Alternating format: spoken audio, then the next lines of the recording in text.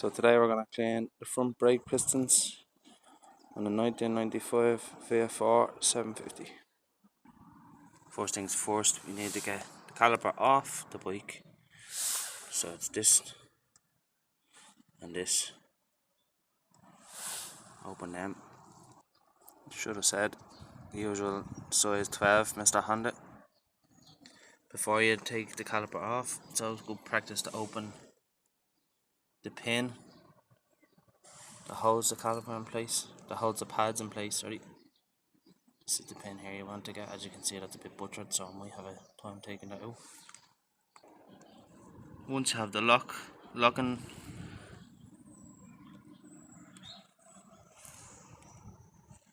there's an Allen key underneath. Don't know if it will focus. You get the idea. So once they're off, this is what you're left with.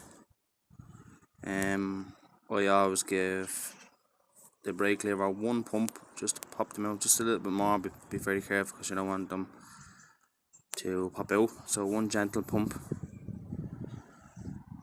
and then I go on to, a lot of people have different ways of cleaning them. I just use a paintbrush from Halfords. I chop down the top slightly,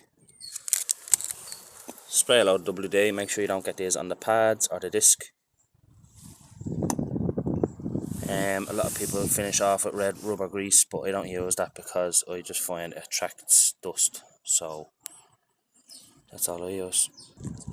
Before starting to spray the WD, so again, good practice just to cover the disc because you don't want the stuff on your disc.